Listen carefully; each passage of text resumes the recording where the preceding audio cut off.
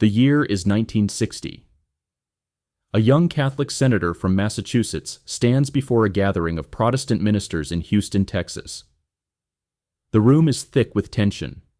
For centuries, America has grappled with the role of faith in public life, but tonight, something fundamental is about to shift. John F. Kennedy looks out at the skeptical faces and delivers words that will echo through history. I believe in an America where the separation of church and state is absolute. What Kennedy couldn't have known in that moment was that he wasn't just defending his right to be president despite his Catholic faith. He was unwittingly setting in motion a transformation that would reshape the very soul of American society. Within decades, the traditional role of religion as America's moral compass would begin to fade, replaced by something entirely different. Politics itself would become the new faith. But this story doesn't begin in 1960. It begins much earlier, in the smoky back rooms of Tammany Hall, in the revival tents of the Second Great Awakening, and in the minds of men who believed they could engineer a perfect society through government action rather than divine intervention. Picture this. It's 1831, and a young French aristocrat named Alexis de Tocqueville is traveling across America, taking notes on this strange new democracy. What strikes him most isn't the bustling cities or endless frontiers, it's the churches. There is no country in the world, he writes, where the Christian religion retains a greater influence over the souls of men than in America. He observes something remarkable. Americans voluntarily organize their entire social lives around religious institutions. Churches don't just provide worship. They run schools, care for the poor, settle disputes, and create the moral framework that holds communities together. But Tocqueville also notices something else, something that will prove prophetic. He sees the seeds of what he calls democratic despotism. The possibility that in a democracy, people might gradually surrender their individual responsibilities to an all-encompassing government that promises to solve every problem and meet every need. Fast forward to 1896. A 36-year-old Nebraska politician named William Jennings Bryan steps onto the stage at the Democratic National Convention in Chicago. His speech that night will be remembered as one of the most powerful in American political history. But what's truly remarkable is how he frames his message. Bryan doesn't just talk about economic policy, he speaks in the language of religious crusade. "You shall not crucify mankind upon a cross of gold," he thunders, transforming monetary policy into a moral battle between good and evil. This is the moment when American politics begins to take on the characteristics of religion. Bryan doesn't just want votes, he wants converts. He doesn't just promise better policies, he promises salvation. The crowd doesn't just applaud, they experience something approaching religious ecstasy. A reporter writes that grown men wept openly and some fell to their knees. But Bryan represents something else too. The last gasp of an America where political figures still felt obligated to ground their appeals in explicitly Christian language and imagery. Within a generation, that would begin to change. The real turning point comes with a man whose name most Americans have forgotten, Walter Rauschenbusch. A Baptist minister working in the immigrant slums of New York City's Hell's Kitchen in the 1890s, Rauschenbusch becomes horrified by the poverty and suffering he witnesses daily. But instead of focusing on individual salvation and charity, the traditional Christian response, he develops something called the social gospel. Rauschenbusch argues that sin isn't just individual, it's systemic. Poverty, he claims, isn't the result of personal failings or divine will. It's the product of unjust social structures that can and must be changed through political action. We have a social gospel, he writes. We need a systematic theology large enough to match it and vital enough to back it. This idea, that government can and should be the primary instrument for creating heaven on earth, spreads like wildfire through American Protestant churches. By the 1910s, ministers across the country are preaching that political reform isn't just compatible with Christianity, it's required by it. Here's where things get fascinating. While these well-meaning religious leaders think they're Christianizing politics, they're actually doing the opposite. They're politicizing Christianity. By making political action the primary expression of faith, they're inadvertently teaching Americans that the real work of salvation happens not in churches or individual hearts, but in voting booths and government agencies. The consequences become clear during World War I. President Woodrow Wilson, himself the son of a Presbyterian minister, doesn't just ask Americans to support the war effort. He frames the entire conflict in religious terms. This isn't just a war between nations, it's a crusade to make the world safe for democracy. American soldiers aren't just fighting for their country, they're fighting for the salvation of humanity itself. Wilson's rhetoric is so powerful, so infused with religious language and meaning, that it begins to compete directly with traditional Christianity for the loyalty of American hearts and minds. After all, if democracy is sacred, if political action is the path to salvation, if government can perfect human nature and eliminate suffering, then what exactly do we need churches for? The 1920s bring what historians call the fundamentalist-modernist controversy, a bitter split within American Christianity. Fundamentalists insist on traditional Christian doctrine and the literal truth of the Bible. Modernists argue that Christianity must adapt to scientific discoveries and social progress. But here's what both sides miss. While they're fighting each other, a third option is quietly gaining ground among ordinary Americans, the option of simply replacing religion with politics altogether. This becomes visible during the Great Depression. When Franklin Roosevelt takes office in 1933, he doesn't just promise economic recovery. He promises a New Deal that will fundamentally transform American society. His first inaugural address reads like a sermon, complete with biblical references and moral imperatives. But notice what's happening. Roosevelt is using the language and authority of religion to advance a purely secular agenda. The New Deal represents something unprecedented in American history. A systematic attempt to transfer functions that had traditionally belonged to churches, families, and local communities to the federal government. Caring for the elderly, the unemployed, the disabled, all of this becomes the government's responsibility rather than a matter for private charity and religious organizations. But Roosevelt goes further. He begins to speak of government programs, not just as practical necessities, but as moral imperatives, even sacred duties. Social Security isn't just insurance, it's a reflection of American values. The Wagner Act isn't just labor law, it's about human dignity. The TVA isn't just infrastructure, it's about lifting up the downtrodden. By the late 1930s, something remarkable has happened. Millions of Americans who rarely, if ever, attend church now display a fervent, almost religious devotion to political causes and government programs. They don't just support the New Deal. They believe in it with the intensity that their grandparents had reserved for Christianity. World War II accelerates this transformation. The war against fascism becomes a holy crusade for democracy and freedom. American soldiers carry into battle not just weapons, but a secular faith in democratic values. When they return home, many find that their intense wartime experience of fighting for political ideals has satisfied needs that previous generations had met through religious worship. The 1950s bring an interesting paradox. On the surface, this appears to be a deeply religious decade. Church attendance reaches all-time highs. Under God is added to the Pledge of Allegiance. In God we trust becomes the official national motto. But look closer, and you'll see something different happening. The religion of the 1950s is increasingly bland, generic, therapeutic, what one critic calls the man upstairs theology. Meanwhile, the real passion, the real sense of ultimate meaning and purpose, is increasingly found in political causes. The civil rights movement, the anti-communist crusade, the space race, these become the sources of transcendence that religion once provided. Here's a fascinating detail that reveals how complete this transformation has become.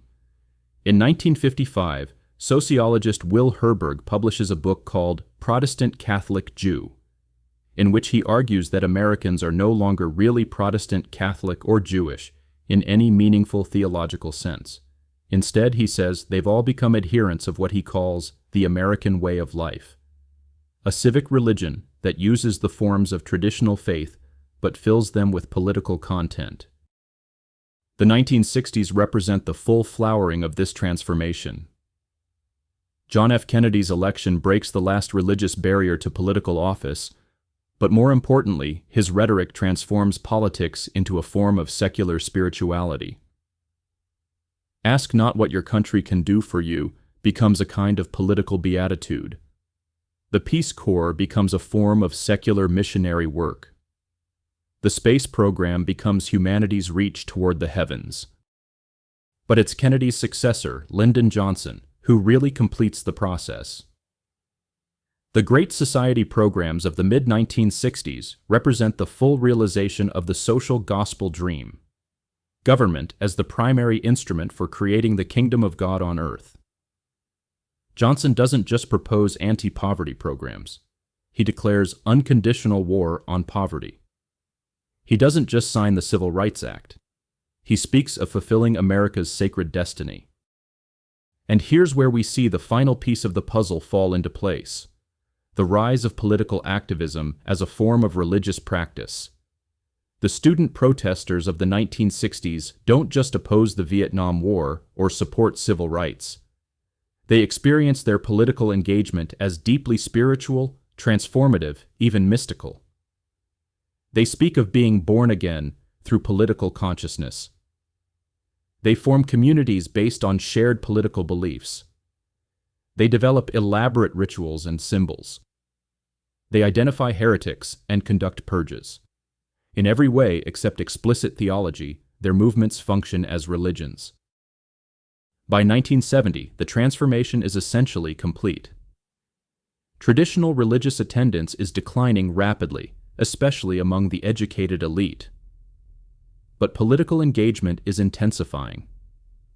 Americans don't just have policy preferences. They have political faiths. They don't just disagree with opponents. They view them as heretics or infidels. They don't just want their candidates to win. They need them to win for the sake of their spiritual well-being. Consider this revealing statistic. In 1960, only 5% of Americans said they would be upset if their child married someone from the opposite political party. By 2010, that number had risen to 40%. By 2020, it reached 80%. Americans have become more religiously tolerant, but more politically sectarian. The rise of cable news accelerates this process. CNN, Fox News, and MSNBC don't just report on politics. They create communities of the faithful, complete with daily devotional programming, charismatic preachers in the form of cable news hosts, and regular opportunities for viewers to express their faith through donations and activism. Social media completes the transformation. Platforms like Facebook and Twitter don't just facilitate political discussion. They create digital churches where the faithful gather to worship their political beliefs, share their testimonies, condemn the wicked, and plan their evangelical efforts. But here's the crucial question. What have we lost in this transformation? When politics replaces religion as the primary source of meaning and transcendence in people's lives, what happens to a society? Traditional religion, for all its flaws, offered something that politics cannot: forgiveness. Christianity taught that all human beings are fallen, that everyone makes mistakes, that redemption is always possible. Political faith offers no such comfort. In the political realm, sins are permanent, enemies are irredeemable, and purity is demanded. Traditional religion also offered ultimate hope beyond human institutions. Even when earthly governments failed, when social movements collapsed, when human efforts fell short, believers could trust in divine providence and eternal justice. Political faith rises and falls with election cycles and policy outcomes. When your ultimate hope is invested in political victory, political defeat becomes spiritual catastrophe. Perhaps most importantly, traditional religion imposed limits on human ambition. It taught humility before divine mystery and acceptance of human limitation. Political faith knows no such bounds. If politics is sacred, if government is the instrument of salvation, then there are no limits to what political power can and should accomplish. Let me ask you something, and I'm genuinely curious about your perspective. Where are you watching this from, and what time is it there? Are you someone who works in politics, perhaps a teacher, a student, maybe retired and watching this during your morning coffee? I'd love to know because your profession and life experience probably shape how you're receiving this story. The consequences of this transformation are all around us today. We see it in the increasing polarization that makes political disagreement feel like holy war. We see it in the way political victories and defeats affect people's mental health in ways that would have been unthinkable when politics was just politics rather than a form of faith. We see it in the rise of what scholars call political sectarianism. The tendency to view members of the opposite party not just as wrong about policy, but as fundamentally evil people who threaten everything good and decent in the world.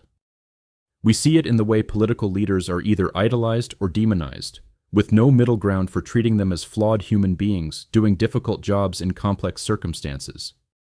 Most tellingly, we see it in the way political defeat is experienced not just as disappointment, but as spiritual crisis.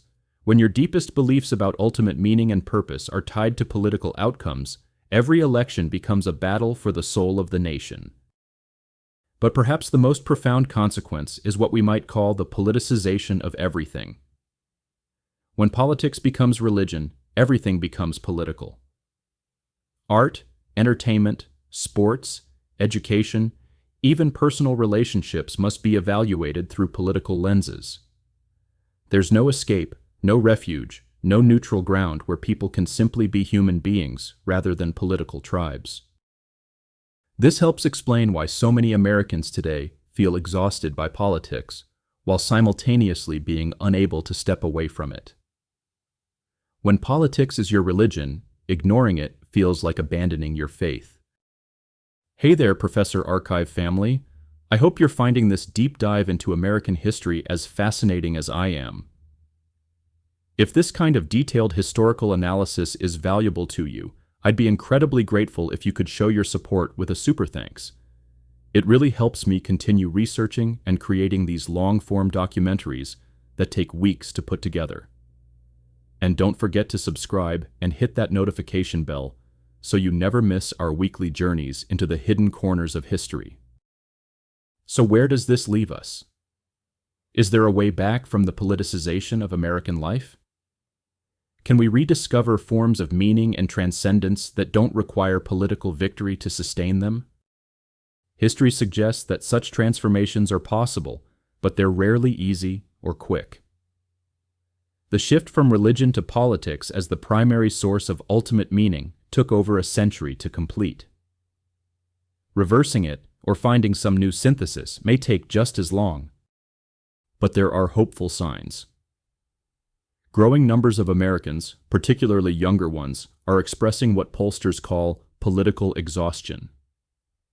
They want to care about their communities and make a positive difference in the world, but they're tired of having every interaction filtered through partisan political categories. We're also seeing the rise of what some scholars call lived religion, forms of spiritual practice that focus on personal transformation and community service rather than political advocacy. These movements often draw from traditional religious wisdom while remaining suspicious of both religious institutions and political movements. Perhaps most intriguingly, we're seeing experiments in what might be called depoliticized community building. Efforts to create meaningful shared experiences around things like local food systems, environmental stewardship, mutual aid, and creative expression that bring people together across political divides. The story of how politics replaced religion in American life is ultimately a story about the human need for transcendence, meaning, and community. These needs are real and permanent. The question isn't whether Americans will have something to believe in. It's what they'll choose to believe in. For most of American history, that something was primarily religious faith, with all its complexity, beauty, and contradictions. For the past several decades, it's been primarily political faith, with its own distinct characteristics and consequences. The future remains unwritten. Perhaps Americans will return to traditional religious faith. Perhaps they'll develop new forms of spiritual practice. Perhaps they'll find ways to keep politics in its proper place while meeting their deeper needs through other means. Or perhaps they'll continue down the current path with all its benefits and costs. The story isn't over. In fact, in many ways, it's just beginning. What's certain is this: understanding how we got to where we are is the first step toward making conscious choices about where we want to go. The transformation of American life from a religious to a political culture wasn't inevitable. It was the result of countless individual decisions, institutional changes, and cultural shifts that seemed small at the time, but added up to something revolutionary. Which means that if we want a different future, we have the power to create it. The same forces that transformed American culture once can transform it again. The question is, what kind of transformation do we want? As you think about that question, remember that you're not just an observer of history, you're a participant in it. The choices you make about what to believe in, what to hope for, and how to treat your fellow human beings are helping to write the next chapter of this ongoing American story. And perhaps that's the most hopeful message of all. The future is still ours to write. Thanks for taking this journey through American history with me. If you enjoyed this exploration, check out our video on how the suburbs changed American politics, or dive into our series on the unintended consequences of social movements. Until next time, keep questioning, keep learning, and keep making history.